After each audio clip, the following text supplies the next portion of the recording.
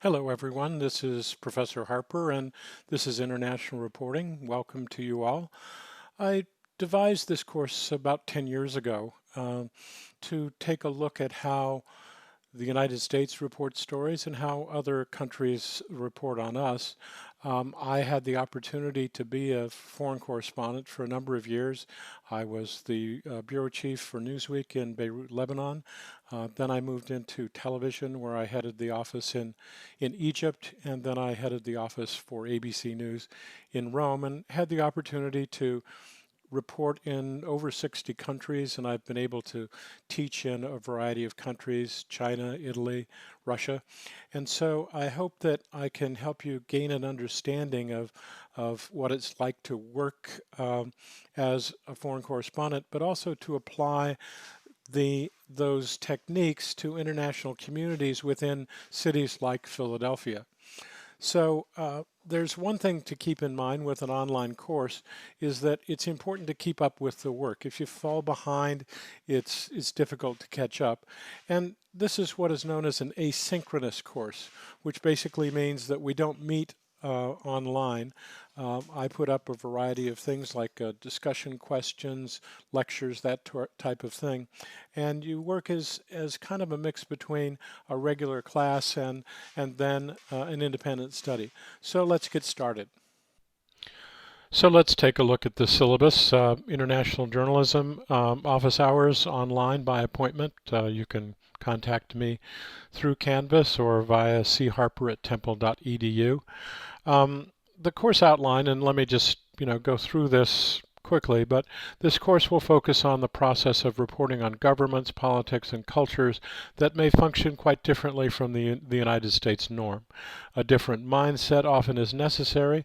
In covering domestic news, the reporter, the protagonists, the sources, and the audience share certain cultural assumptions, a collective experience, and a similar approach to reality. That's not always true, but for the main part it is. This is often not true when it comes to news from outside of the United States.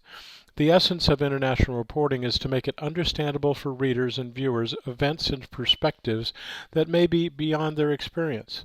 The difficult part is to define events in terms that the United States audiences can understand without creating distortions that stem from cultural differences. The course will involve three elements. First, the class will evaluate international reporting in foreign affairs, including several written analyses. Second, each of you will choose a country about which you know very little. And finally, there will be one story to be done in print or broadcast, which will focus on an international group or country here in Philadelphia. And since the news about countries is moving so quickly, the syllabus may change during the semester. Moreover, assigned readings may change. So there are various case studies that are generally available as a free download. I recommend that you purchase Grammarly.com, which will cost you about $60 for the course. If you work it right, because I'm not going to go through and correct your grammar, punctuation, and style. And what Grammarly does is that it makes suggestions on how you can get things right.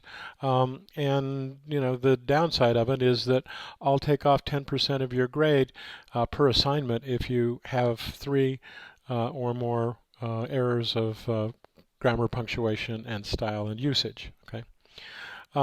The final story will be at least 1,000 words with one photograph of people on an international issue, person, or group in Philadelphia.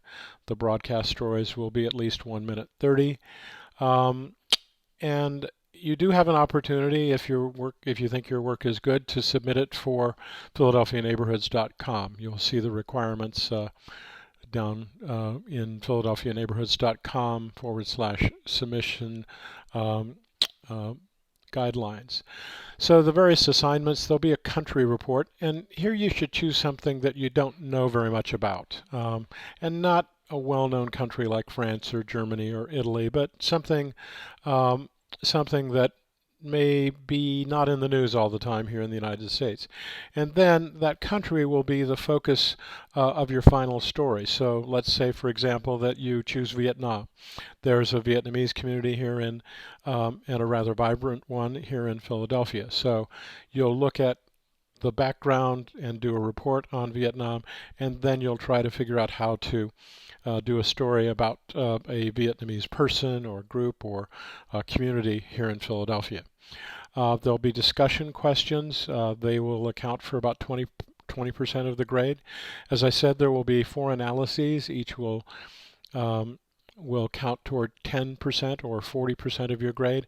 And the final article, I find that oftentimes people wait till the last minute to report their story, and so I have a system here where your overall final article is worth 25 points, but it starts with your story idea, and then there are 2 memos, and then your final story is kind of half of that 25 points. So the idea here is to get the idea, and you'll have to submit that to me. I'll approve it, and then there'll be times where you do some reporting, you do some research, you file that, and then writing your final story isn't kind of slapping it together right at the end of the term.